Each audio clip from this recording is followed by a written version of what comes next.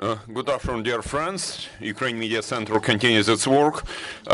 We are supported by the Ministry of Defense of Ukraine and Ministry of Internal Affairs of Ukraine. And right now in our studio we have Oleksandr Motuzyanyk, spokesman of the Ministry of Defense of Ukraine, who will tell us about the situation on the front lines at the moment. You're welcome. Thank you. Welcome, everybody. I'd like to share with you information about Russian military aggression in Ukraine. Information as of today, as of noon today, 22nd of April. Russia continues its wide-scale armed aggression against our country. The enemy carries out offensive operation in the eastern area of operations, and the main goal of that offensive is taking full control over the territories of Donetsk and Luhansk oblasts, as well as maintaining ground corridors of occupied Crimea. The command of the Russian army establishes the preferable locations for main offensive. It's confirmed by the tools of firing, arrangement of their troops, aligning them, and continuous offensive operation in some areas. The highest level of activity of the occupiers is seen in the direction of Izum and Barvinkovo, around Popasna railway hub, Severodonetsk urban area, around city of Mariupol, as well as at Zaporizhzhia-Donetsk highway. Now about the operational situation. In southern Buga area, the enemy tries to improve its tactical situation and strengthen its positions at the administrative boundaries of Kherson Oblast. To that end, the enemy continues strengthening its group of troops, adding new troops and accumulating rockets, ammo and fuel. In Slobozhanshin area, a group of the 6th Army of Western Military District continues partial siege of Kharkiv, actively using artillery and aviation. Near Balakli and Lazova, the enemy has been strengthening its positions and fortifying them. Around Izum and Barvinkovo, Russian units from the 1st Tank Army, 20th Army of the Western Military District, 35th Army and 68th Corps of the Eastern Military District carry out offensive operations, including those aimed at taking control of railways. According to Ukrainian intelligence, in Belgorod Oblast of Russia, there has been mass-scale taking of blood from people for needs of Russian armed forces. In Severodonetsk area, the enemy's units carry out assault operation around Zarichna and try to move towards Rubizhne. In southern Buga area, the occupiers' troops from their southern military district focuses its main attempts at improving its tactical situation, maintaining their positions, and making the maximum fire impact on our troops. Also, the enemy continues its assault around villages of Pravdina, Tavrisk, and artillery shelling towards Shevchenkove and Ternovi Pode. In Volyn, Polisa, and Siversk areas, at the moment, some units of Belarusian armed forces continue implementing assignments on strengthening the Belarus-Ukraine border in Brest and Homel oblasts. It's worth noting that Russia is using Belarusian territory to the full extent for all types of intelligence and reconnaissance. In Black Sea and Azov areas of operation, groups of enemy ships in Black Sea and Sea of Azov isolate the combat area, doing some reconnaissance and providing fire support in coastal areas. As of now, in Black Sea, there are 2 ships which carry Caliber cruise missiles. Their total launch capacity is up to 16 rockets. At the same time, in the territories of Donetsk and Luhansk oblasts, over the last day, our defenders have repelled 10 attacks by Russian occupiers, destroyed 6 tanks, 8 armored vehicles, and 15 cars and trucks, as well as 4 artillery systems. Armed forces of Ukrainian armed forces, jointly with air defense units of ground forces and paratroopers, Marines and National Guard over the last day downed 15 targets of the enemy, including 9 UAVs, 3 airplanes and 3 helicopters.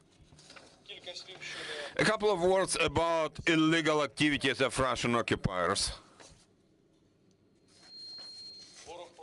The enemy continues its rocket strikes, bombing and artillery shelling against residential buildings in Kharkiv, Luhansk and Donetsk Oblast, as well as infrastructure facilities. Russian occupiers have been using the tactics of terrorizing Ukrainian citizens.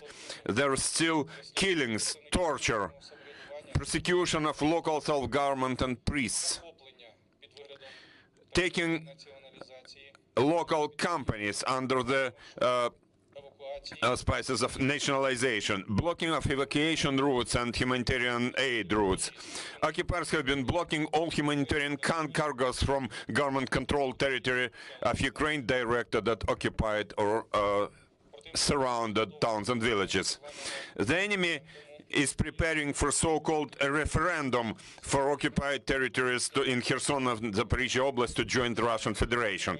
To that end, they continue active information campaign in territories under their control.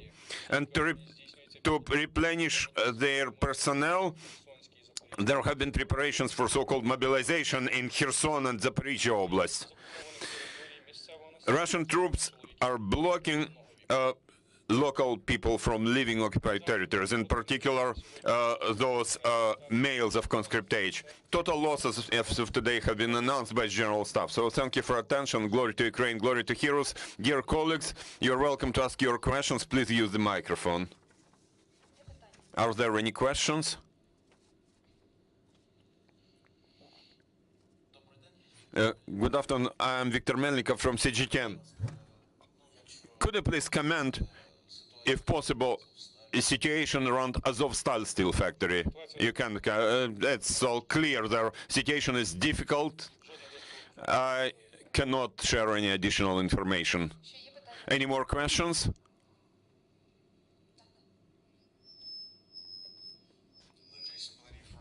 TV. You said that Russians are using Ukrainians for blood donations. How do you know that, and what details can you give us on that?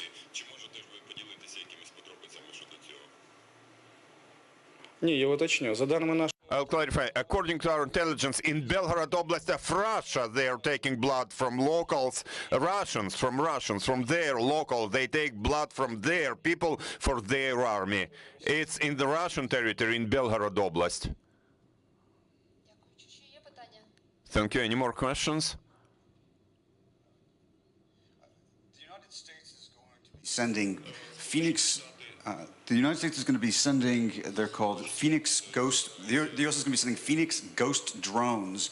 Do you know how those are going to be used and when you'll have them?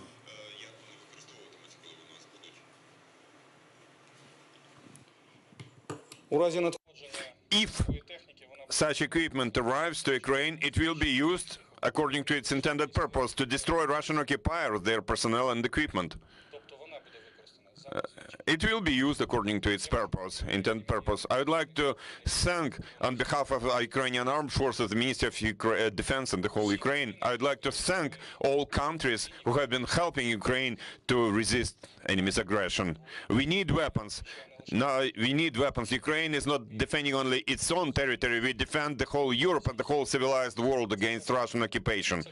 And it's very important and it's worth understanding. So Ukraine does need weapons, including heavy weapons and aircraft and radio electronic warfare tools, and very importantly air defense tools, in order to strengthen our air defense forces and protect, defend our cities against enemy's rocket strikes. Hello, Raymond Lübken, Blick Media, Switzerland. I want to ask, can you tell us how many Russian soldiers and weapons are based in Transnistria?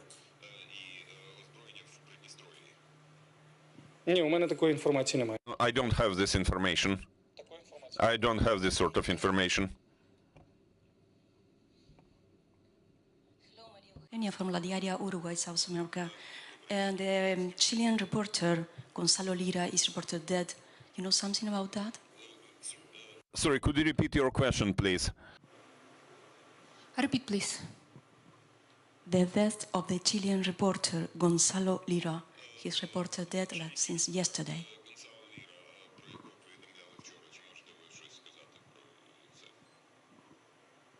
Ні, я не маю такої інформації. No, I don't have this information and I'm not authorized to comment on that. Thank you, Alexander. Thank you, dear friends. Thank you, everybody, for being with us. You're welcome to monitor our announcements, and now we are developing our schedule of briefings for tomorrow, so you're welcome to monitor our Telegram channels, our YouTube, Twitter.